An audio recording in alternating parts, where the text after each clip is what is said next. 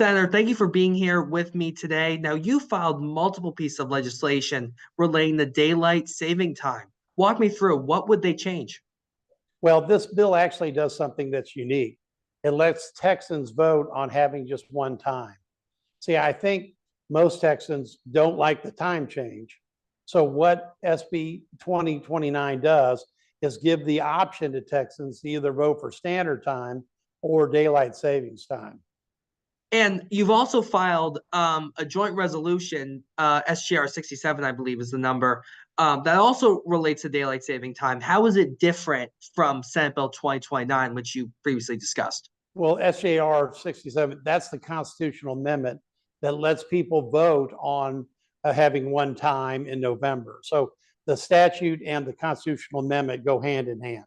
So these bills basically like they're together, like two is one. Yeah, right. If you propose a constitutional amendment, you need a statute, and then you also need the amendment itself because the voters will see the language in the constitutional amendment, but you have to have the enabling act as well. And, let's go into that. This is a constitutional amendment. If this were to pass the legislature, it would come before voters this November. Talk a little bit about that. Well, I think the uniqueness of this is letting people vote on one time.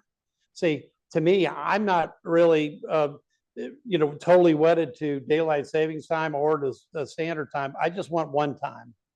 And right now, states can vote to go to standard time and hold it like Arizona and Hawaii do. We can vote for daylight savings time, but we'll have to wait for the federal Congress to authorize it. And that's really what Marco Rubio's Sunshine Act was trying to do. It passed the Senate a couple of sessions. And so if the federal government allows us to go to daylight savings time, we'll be ready to go like that. Going off of that, some of this, to really change, the current time system, it would need federal approval in some ways, so how would that impact Texans?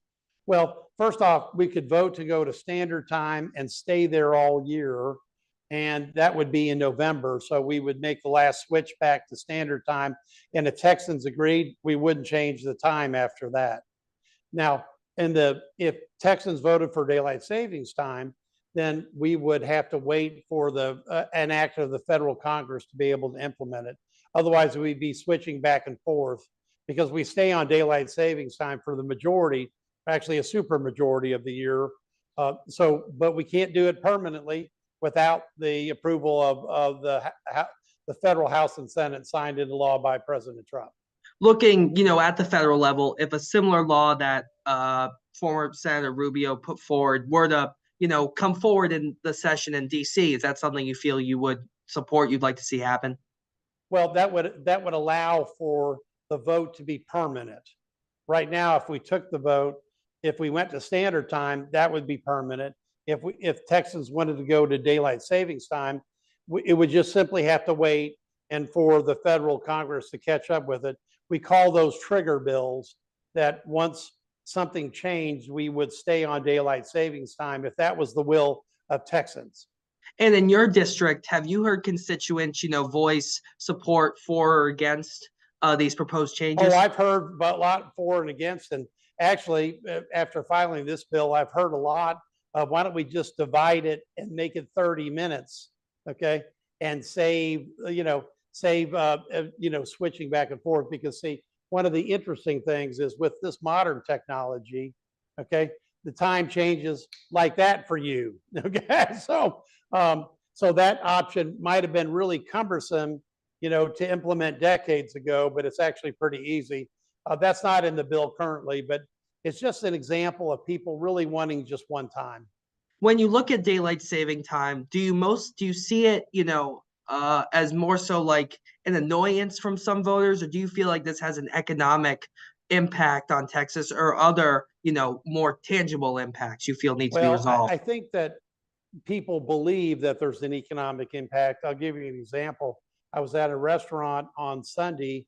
This is the first weekend after the time change and after spring break, and they were mobbed, okay, like at 6:30, 7 o'clock. And the owner said it's because of the time change and everybody's back from spring break. He's not sure what the percentage is, but people have a tendency to go out more while it's light and to go to dinner more. That's at least what I've observed anecdotally with my restaurant friends. And so there is some upside potential, especially in the long summer months and the longer period of daylight savings time for those restaurants in the Sun Belt, really from across the southern part of the United States. And before this interview, you mentioned that you've tried to champion this in the past. What do you think are the odds this could actually pass during the Well, 89th session? this is my third try. The first time I filed it, I didn't get a hearing. The second time we filed it, we got it out of committee. So this is the third time, and I'm hoping that it gets out of not only the committee but gets out of the Senate. And it's I think it's really a simple concept. And I think President Trump talked about it. He thinks it's 50-50. So this is something that I've been saying, just let the people vote on it. Because if they vote for one time, I think that's what everybody would be happy with, a time, as opposed to having two times, because people don't like the shifts back and forward. And if, this were to pass, what impact you feel would have on Texas, both if it were for standard time or if voters adopt daylight saving time?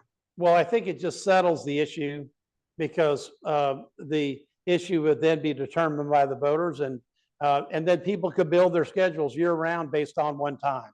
And I think that is probably the best result of having the citizens vote on it, because they'll get to choose, and that's the key thing.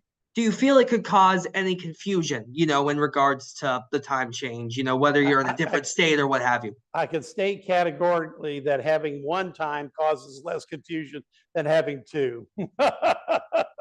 Senator, is there anything else you'd like to tell our audience about No, these I think things? you've got that's a good place to end it.